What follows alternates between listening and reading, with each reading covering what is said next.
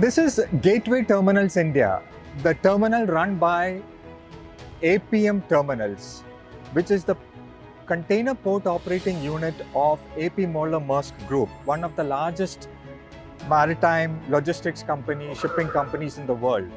So the Gateway Terminals India is the second private container terminal in JN Port, and they have been in operation for 20 years under the PPP model. Today, we are meeting Mr. Sunay Mukerjee, who is the Chief Operating Officer of GTI. Sunay, thank you so much for taking time out to meet ET Infra. It's a pleasure having you here and to see the terminal that you have built and operating for the last 20 years. So this was the second container terminal in JM Port, a private container terminal. During the course of these 20 years, how did it go about? What should I say? What has been the factors that are attributed to the success of this terminal? I think, first of all, thank you for coming here and giving us this opportunity for the discussion. 20 years is a long time, right? So 20 years of constant learning and constant evolving has been the key to the success. The advantage that we bring in as a foreign player or APM terminals is we are part of a global conglomerate where we are running portfolios of terminals across the world. The best practice sharing from different terminals having similar settings and different operational conditions, how we adapt that, how we evolve that to the local conditions here and grow with it. That has been one of our key for success. Second, and I have to say, is the people, right? Our people always form the foundation of whatever we've done so far and whatever we've been able to deliver. We invest a lot of time and a lot of focus on constant upskilling. Today, in 20 years' time, when you go and meet some of our shift managers, right, they are the ones who run the terminal throughout on the 24/7 basis. Most of them have been here since inception, and when they started, they used to operate these cranes. So how the opportunity is provided and the growth is provided for equipment operators, crane operators to grow, to upskill, and then now take on important roles like running the entire shift, I think that has been the core to success. Right. So in terms of productivity and efficiency parameters, where does GTI stand right now?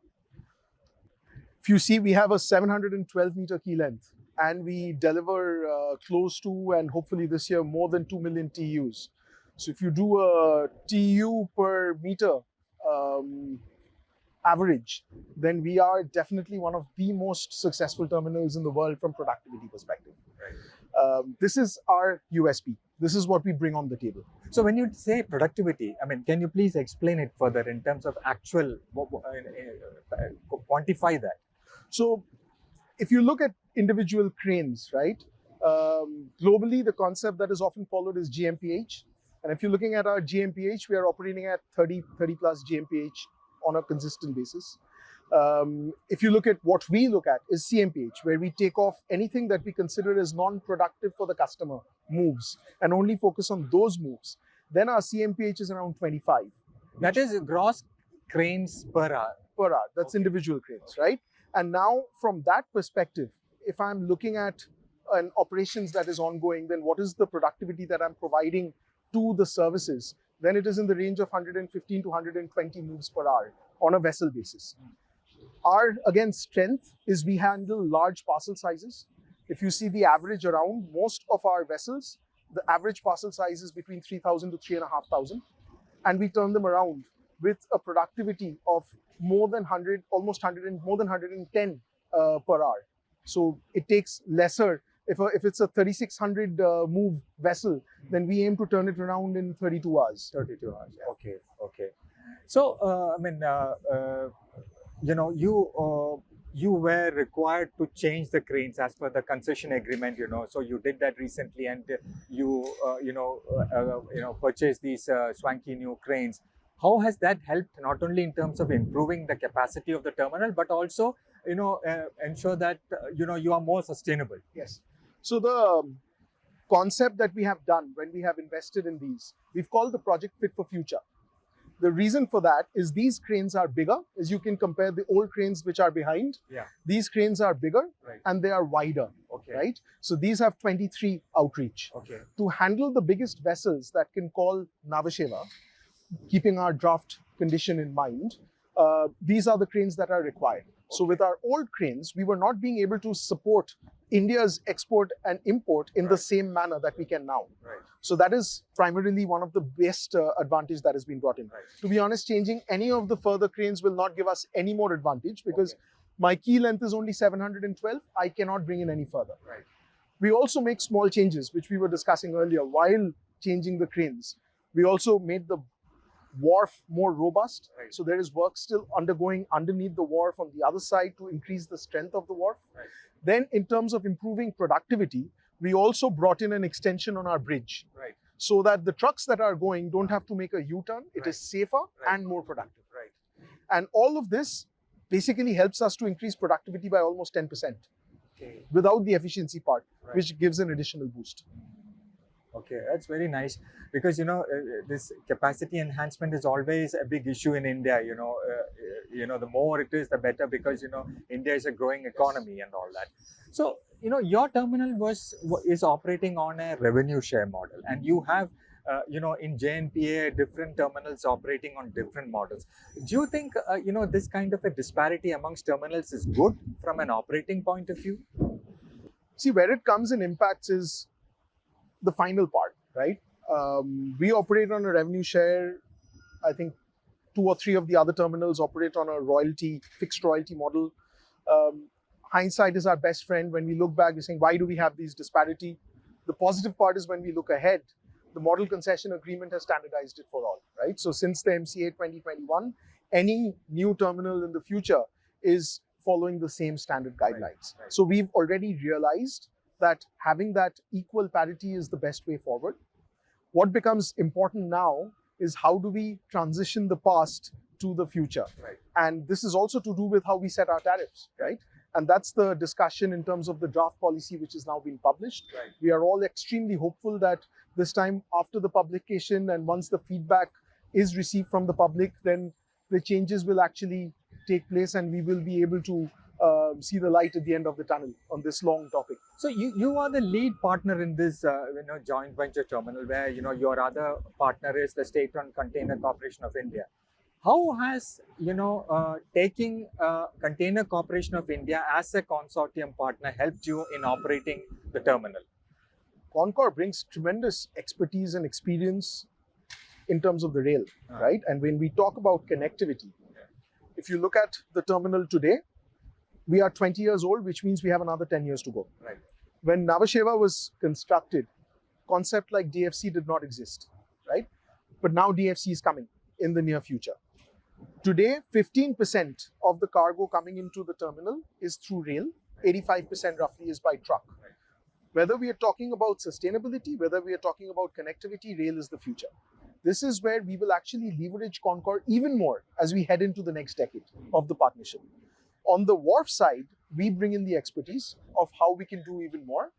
How can we connect ourselves to actually the markets, to the importers, to the exporters? That is where our partners bring in the expertise.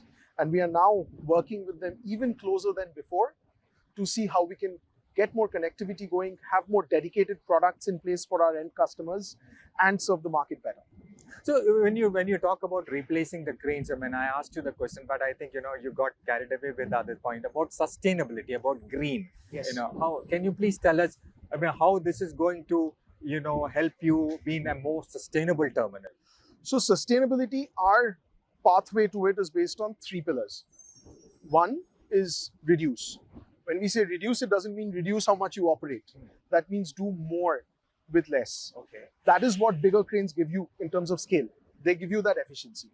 Now with these cranes, and we have actually 11 cranes on 712-meter wharf, it allows us to plan better. So you go further into the yard. If you look at it, that is where emission levels are the highest. If I can optimize my yard equipment based on the crane that I am supporting and actually do more by operating less or do more by operating the same, then on a per TU basis, I'm improving my efficiency. From 2022 baseline till today, if I only look at the reduced parameter, then today we have reduced close to 10% of carbon dioxide emission. The next step that you go into is how do you replace? Right? These are already electric cranes. These are already electric cranes. So the main thing in this is my scope 2 emission. Okay. Because how is the electricity that is coming into them? Right. If it is fossil fuel electricity, then it is impacting my scope 2 emission. Right. So as you know, we've signed our PPA or a power purchasing agreement, which has gone live from 1st of July. Right. As of mid of September, where the commissioning has been completed out there, it means 80% of the electricity that I'm consuming is actually green electricity. So majority of the operation ongoing on this crane is now 80% lower in terms of, it's 80% on green electricity, which means 40% lower on CO2 emission. Right. And the final part, that's the part with regards to the sustained energy, right? So that is how we bring it in. So it's a combination of these three. So in any PPP regime, I mean, the support of the landlord port authority is very, very critical. How do you describe your interactions or your association with the landlord port authority, that is the JN Port Authority? I've been here now for 2 years. I was working in our terminal in one of the Middle Eastern North African countries before this for 4 years. And I've also had extensive exchange with the port authorities out there with regards to expansions and projects. A lot of time out there was spent in trying to explain to them what we do. When I interact with the port authority here, specifically the current chairman or the previous chairman, I've always come back with 4 or 5 additional to-dos which will help us improve. I think the best thing that has happened is the fact that they are a port authority. They don't have a skin in the game in terms of operations. Right. Our win is their win, and vice versa. Right. So we operate as one team.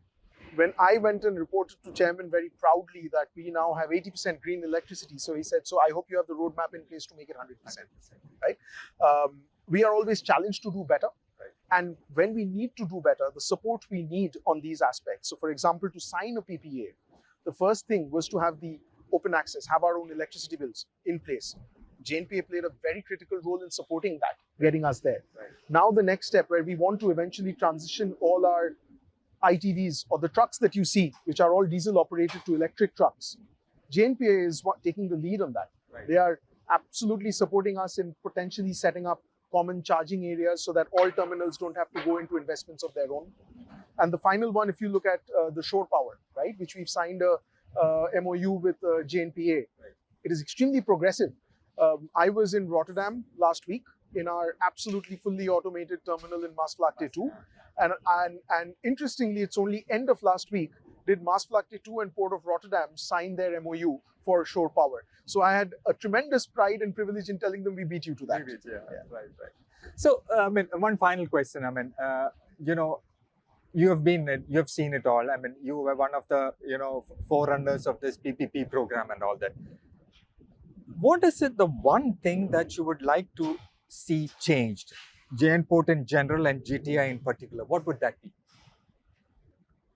So if I have to go with one of the things is the past legacy, Right. get through with that, right? Because that's a burden that sits on everyone's head, Yeah. specifically with regards to the tariff migration. Right. When you have 5 terminals operating out here and all 5 operating in different tariff regimes, that's not ideal. You need equal playing field. Right. So hopefully that would be one thing which I'm talking specifically from GTI perspective that comes in play. From a JN Port Authority or JNPA perspective, I'd put on 2 aspects, right? One, they work a lot and they are working a lot and they have plans with regards to connectivity, the DFC, the last mile connection. I think that is important. Yeah. We have further expansions coming in place in PSA terminal, Right. which means there will be at least some improvement in overall capacity. Correct. With DFC, we can actually provide relief to the bottlenecks of Northwest India. Right. So more North India cargo, instead of having to be forced to go to Mundra, which is 90% utilized, Yeah. will also have an option of JNPA, whether it is us, whether it is PSA, Right. in terms of creating that scope. Right. The second one is the chairmans, of course, rotate. So far, we've had fantastic experience. I would always, as GTI, keep fingers crossed that we continue to have challenging and supportive senior bureaucrats in JNPA who push us private operators, one, to be honest in terms of what we are supposed to deliver and up ourselves and not compare ourselves with local competition, but keep on wanting to become the best player globally. I think that would be my hope and expectation. Thank you so much, Thank you. Shunay. It's a pleasure talking to you. Thanks for your time. Thank you. Yeah, Thank you so much.